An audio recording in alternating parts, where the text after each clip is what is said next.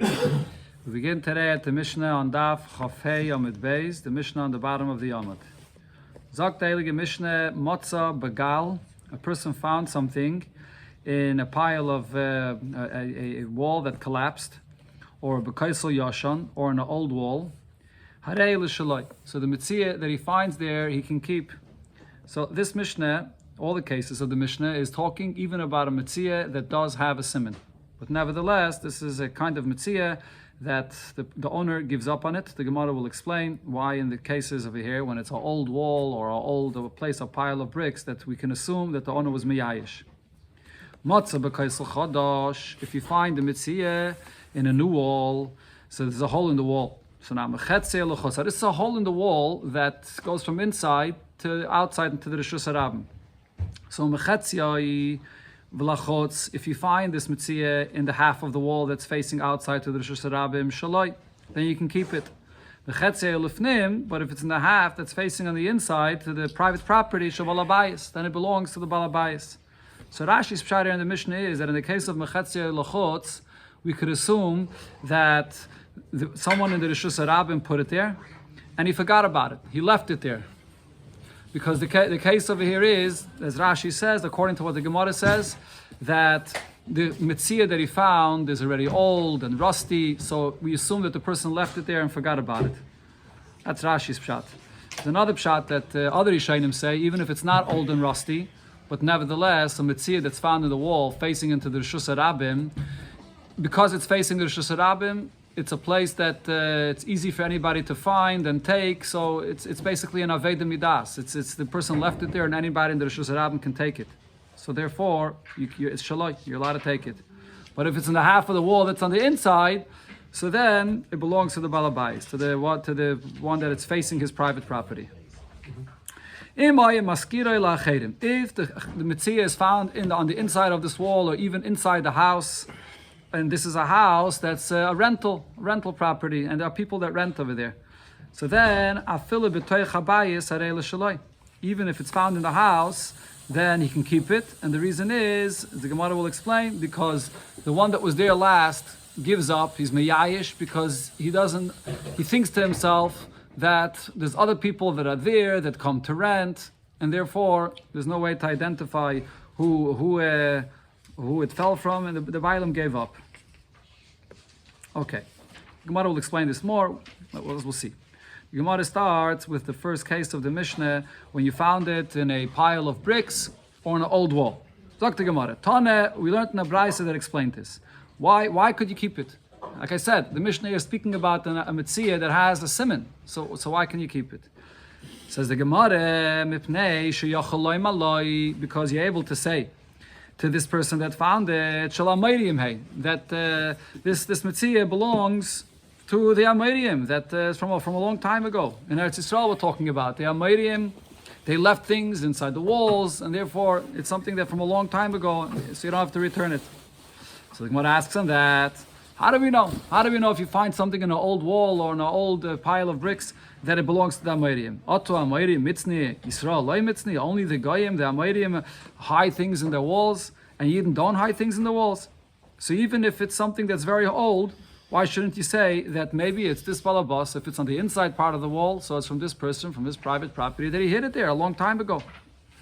Says the Gemara, lo yitzriche. So the only way to understand this Mishnah, the case of here is the shosich tfei, that the object that he found there is very rusty, it's very, very old, and you can see that it's there for years and years. So then that's why we say that it probably is there from the Amayrim that hid it before the Yidden came and conquered Eretz Yisrael. It's in such a case that you're allowed to keep it.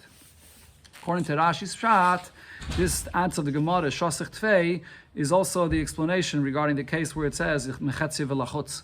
When it says in the Mishnah, when you find it on the half of the wall that's facing outside, that you're allowed to keep it, even though someone might have placed it there, but from the fact that it's old, from that you see that he left it there a long time ago and he forgot about it. Then the Mishnah said, when you find something in a new wall, if it's on the outside part of the old wall, of this new wall that is, shaloi, you can keep it. If it's on the inside part of this wall, then it belongs to the person, that it's his property. So now, first the Gemara brings a halacha that Rav Ashi said about this, about something that's found inside the hole of a wall. Omer Rav Ashi says, Rav Ashi, sakine basakata.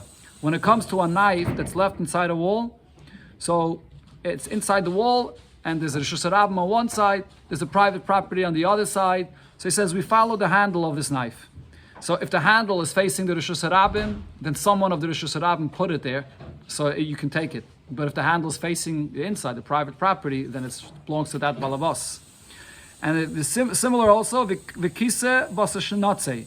If you have a wallet or some kind of a pouch that you keep money inside of it, you follow the strings of it, or the straps. If the straps are towards the outside, it came from the outside. If the straps are towards the inside, so then you know that it came from the inside. That was the halacha that Rav Ashi said. So the Gemara asks on this, so if so, ve'ela, and so now, if we have this rule that you basically can follow the handle or the straps, so masnisin diktani, the mission that says, mechetziv l'chutz shaloi, that if it's on the outside part of the hole of this wall facing the Rishus Harabim, so we assume it came from the Rishus Harabim, so you can keep it. If it's on the half of the inside, so then we assume that it came from the balabas.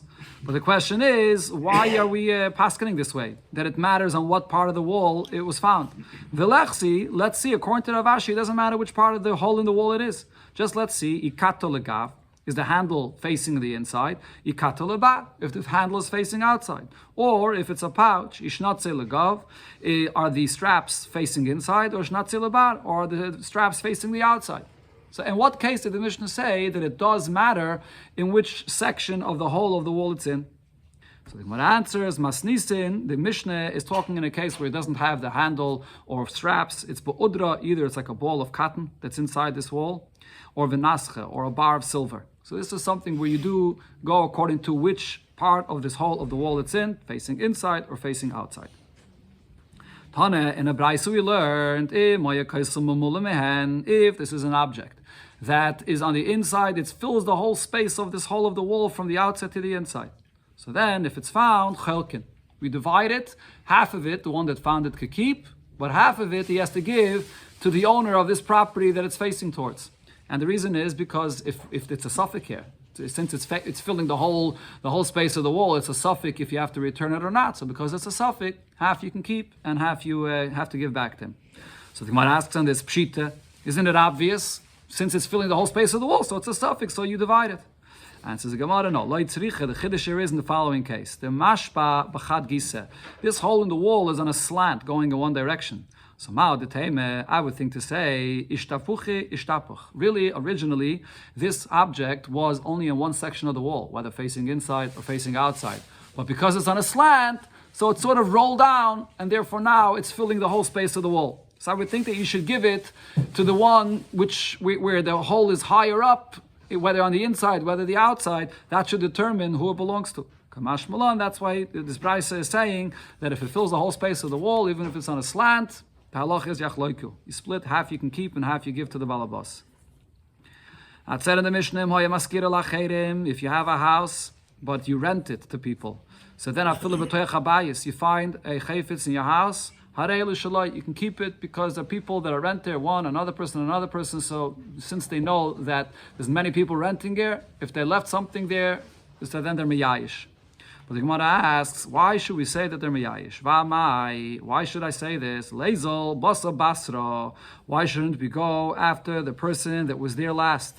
Why shouldn't I say that the one that rented last, he's the one that lost it, and therefore he's not miyayish, he's expecting to be able to come and get it back? Any of the other ones that were there before that left, they already cleared out the place, and it doesn't belong to them. It belongs to the one that was there last. So if the owner, for example, found it, he could assume that it belongs to the last renter. And the Gemara brings a source for this, that we follow the last one. Miloit Nan, didn't we learn in a Mishnah where it discusses regarding money that's found in Yerushalayim? What do you do with this money? And the reason why specifically in Yerushalayim there's a discussion about money that's found there is because a very big percent of the money that was used in Yerushalayim was used for the purpose of the Ma'aseh Sheni money that people brought to Yerushalayim, and they had to then buy with this money food to eat in Yerushalayim. Generally, the majority of the money of Ma'aseh Sheni, it says that what did they do with the Ma'aseh Sheni money? They would buy animals and then bring with it a carbon shlamim. So therefore we're discussing here, if you find this money in Yerushalayim, when do we have to be concerned that it's Ma'aser Sheni money, and when could you assume that it's Chulin money? So the Mishnah says like this: money that you find in front of the merchants that sell animals, la'olam Ma'aser. We could always assume that it's Ma'aser, because most of the animals that are bought in Yerushalayim are bought with Ma'aser Sheni money to bring a carbon shlamim. So another detail to this: when the money fell from the buyers, so then the money in their possession is Ma'aser Sheni. But if the money fell from the seicher of the behemoth after he got paid already, so now the animal is Ma'aser Sheni, but the money that he got paid already is Chulin. So Taisva says, but nevertheless, we go after the Roiv, because Roiv of the people that are here are the people that are buying, and the seicher is just one person. So therefore we go after the Roiv and we say that it's Ma'aser Sheni, the money that fell. That's by the merchants of the animals. If you find the money b'Harabais, you find the money on the Harabais, which is the mountain going up into the Beis Hamikdash. Over there, it's Chulin. The money that you find there in any time of the year, doesn't matter. And if it's during the year, or even on a Yontif time, when people are Eile Regel, and when, as we'll see soon, when people are Eile Regel, that's when most of the money that's in Yerushalayim is actually Ma'aser Sheni money. Because the people that come to the Beis Hamikdash during the Yontif bring all their Ma'aser Sheni money with them. But nevertheless, in the Harabayis, even during Yontif, when you find this money, it's Chulin. And the reason is because Harabayis is a place which is on a slope, and it was never swept. It's because whatever dust, whatever there's there, just blows away on its own. So because they never swept it, whenever you find money there, even if you find it during the Yom Tov time, we still go according to the majority of the year. And the majority of the year, the money that's lost there is not from Ma'aser Sheni money, it's from Chulin money. But of Yerushalayim, if you find the money anywhere in Yerushalayim, so here there's a distinction. During the days of the year, Chulin. It's going to be Chulin. Because during the entire year, most of the money spent in Yerushalayim is Chulin money. But if it's during the Yontif time, then Akel Ma'aser. Then all the money that you find will assume that it's Ma'aser, because most of the money during Yontif is from people that bring their Ma'aser Sheni money to Yerushalayim. Rav Shmaya bar Zehira explains this halacha regarding Yerushalayim itself. Why do we dafka by Yerushalayim make this distinction regarding all the days of the year or the Yom Tov time? My time, what's the reason? Because Hoyel v'shuke Yerushalayim asuyin le'eskabed v'chol yom. The streets of Yerushalayim are usually swept on a daily basis. That's only the streets of Yerushalayim though, but not the Harabayis. As I mentioned, Harabayis was on a slope, so therefore over there they did not sweep it at all. So there it doesn't matter. In any time of the year, I go according to the Roiv that it's Chulin. But in the streets of Yerushalayim, you follow the time of the year, because they sweep it every day. So Alma says the Gemara now, what do we see from here? Amrina, we say, Kamoi, Oslo, that what was there the day before is gone, was swept up already. And the money you find today is from this time, from today. So that's why if it's Yontif, you say it's Ma'aser. If so, the Gemara asks, so Hachanami, here as well, regarding a person that has a house that he rents out, and there could be many different people that rented there, shouldn't I say the same thing? Kama Ozl, that the people that rented from before, they're gone. They were ready when they left. Before they left, they probably swept out the place. They checked to make sure that they didn't leave anything behind. And Vahani, the Basrahu, and the Metzia that you found in your house here is probably from the last renter. So if the owner of the house then finds it after the last renter, you should assume that it's from him. So why does the Mishnah say that you could keep it? So the Gemara gives a few answers. Reish Lakish answers in the name of Bakapare. The case over here is Kagoin Sha'asei Pundik L'Shloishi Yisrael. That this is a rental, not a rental that he rents it to one person, then another. But he made it into an inn. And there are people, 3 Yidden, that are living there, that are there in the room together at the same time. So therefore, in such a case, anyone that loses anything there thinks to himself that how am I going to get this back? There's other people that were there with me, and if whoever I'm going to ask is going to say, no, I didn't take it, the other one's going to say, I didn't take it. So therefore, in such a case, when there were a few people together renting there, so then the person's miyayish when he loses it.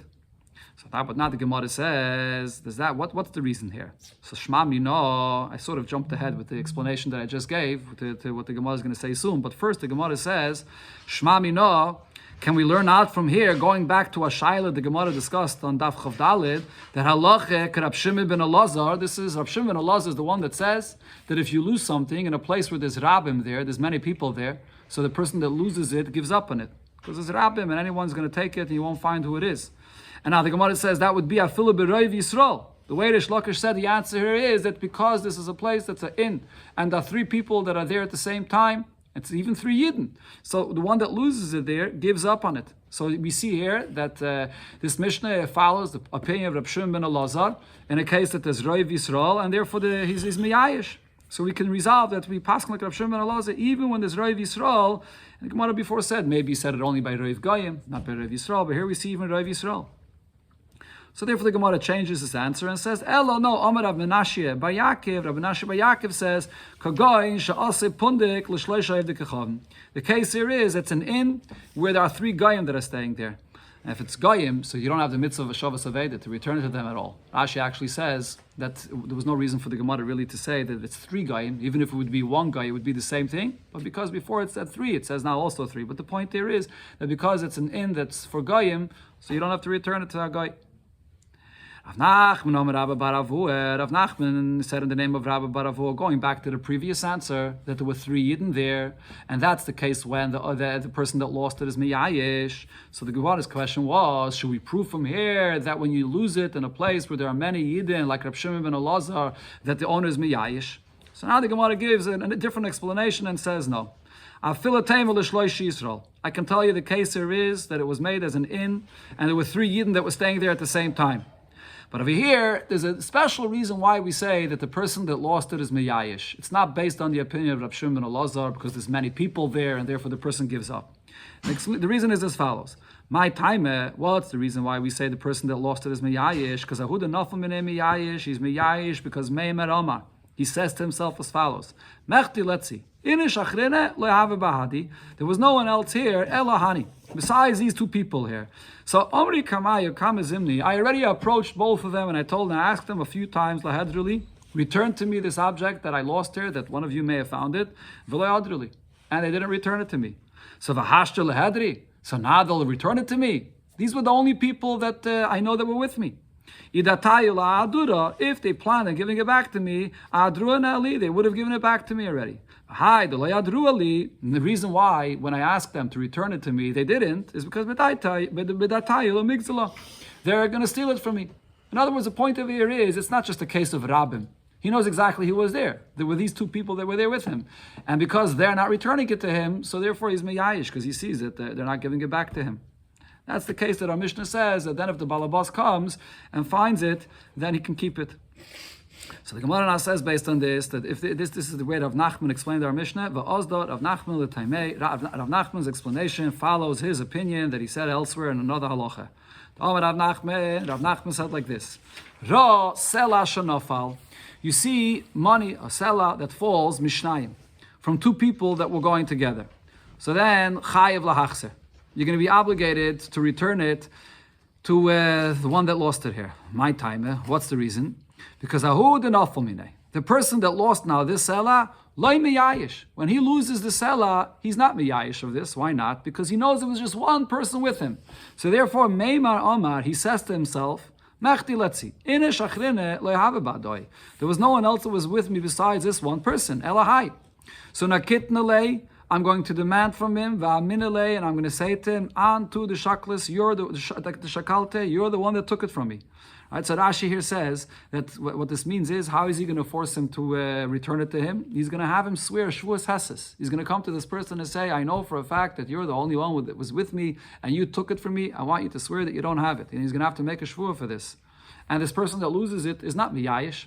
He knows it. He'll be able to demand it from this person right away. So if this person took it, he took it before Yiyush. If you take Metzia before Yiyush, then you have to return it.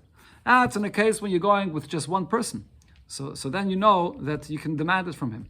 However, Rav Nachman then said, but b'shloisha, but if you're going with 3 people, 3 or more people, then ein chayiv lahachster.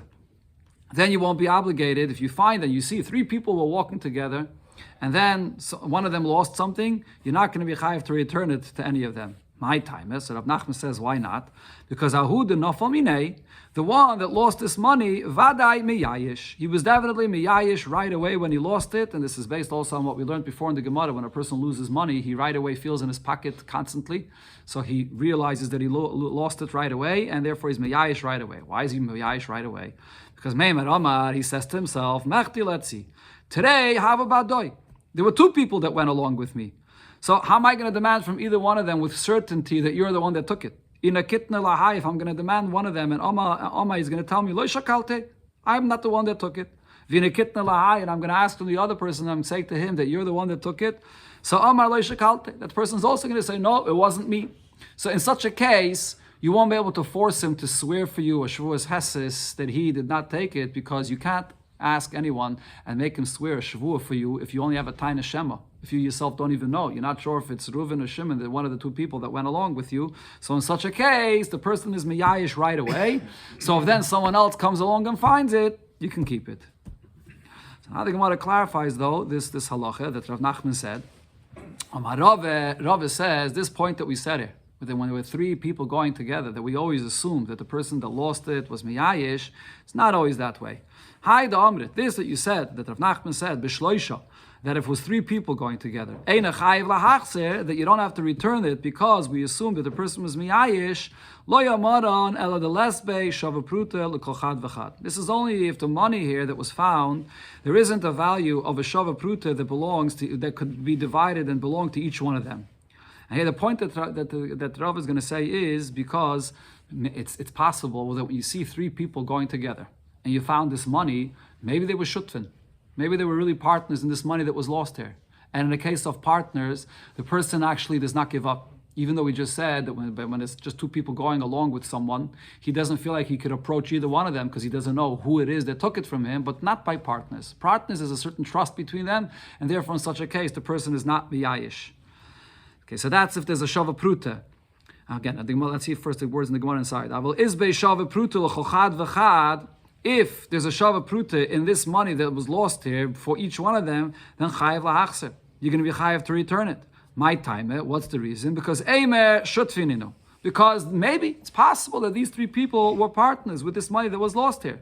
So therefore, v'loy miyashu. The person that lost it is not going to give up. And Rashi actually adds, even if this person would try to go and demand the money from one of them or the other one, and he didn't want to give it back to him right away, you're still not miyayish, because you say to yourself, he's a partner, he's going to give it to me. Maybe he just wants to be mitzayir me, he's playing around with me, he's not going to give me back the money right away, but eventually he's going to give me back the money.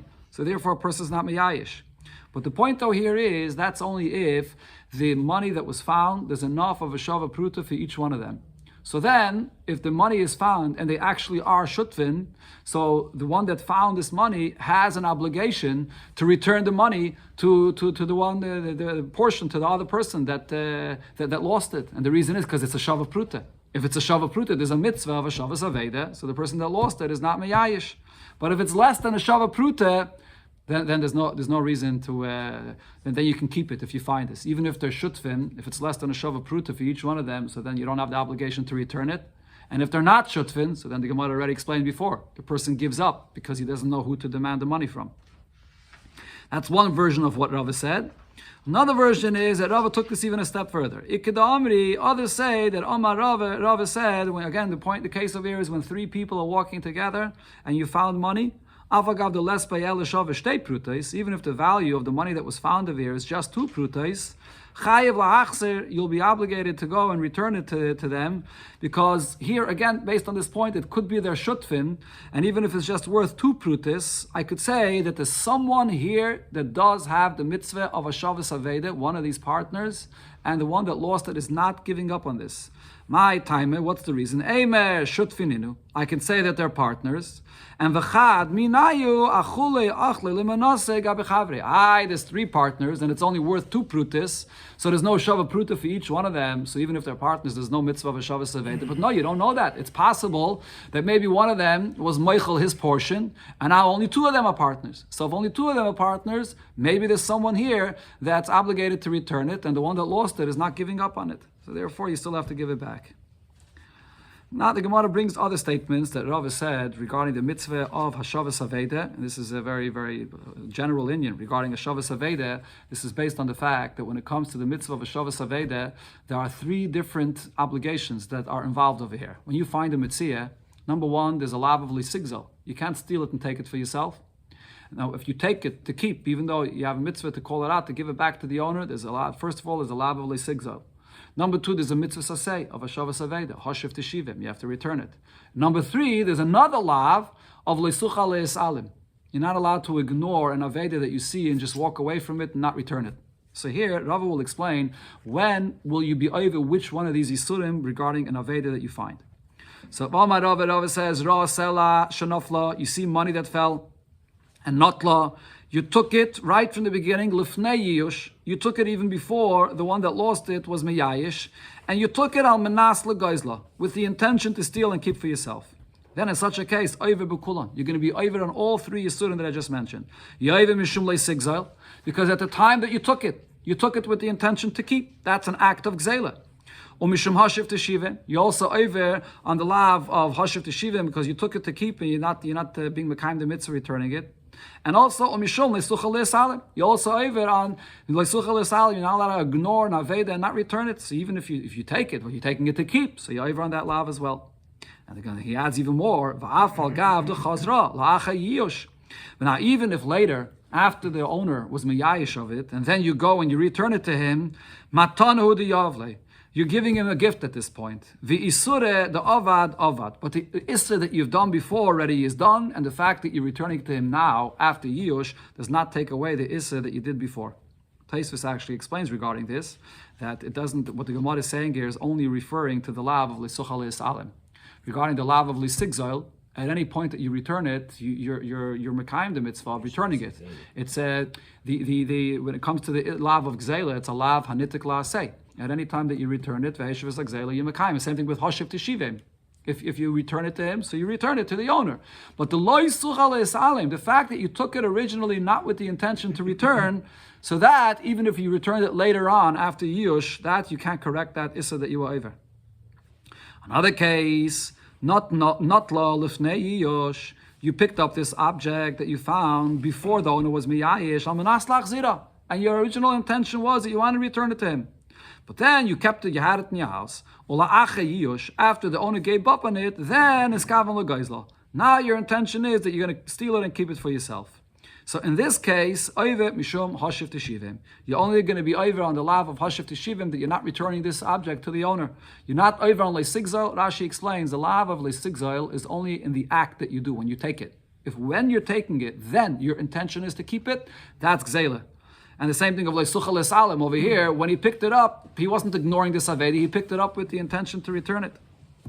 Now the third case over here is Himtin law, if you see a Metzia on the ground, and you don't pick it up right away, you just wait around. You wait long enough until the owner gives up on it. And then Vinotlo, and then you take it for yourself. So not you took it after Yush. Once you take it after Yush, there is no mitzvah of Hashiv Teshivim, and there is no lav of Gzeli either. But over here, you're going to be over on the Leisucha Le'esalim that you were ignoring this Aveda. You were waiting around, and you didn't take it immediately to go and return it to the owner. Huh? And he should have taken it. He should have taken it right away before Yush and been mekayim the mitzvah to return it. That's the mitzvah of Leisucha Le'esalim, or the lav of Leisucha Le'esalim.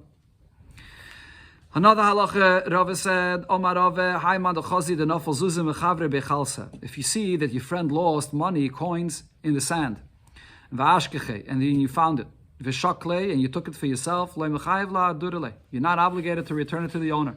My timer, what's the reason? Because Ahu the Nafal Minei, a person that loses coins in the sand, and we're talking about like sand on the beach, where the coins that are lost there are very hard to find.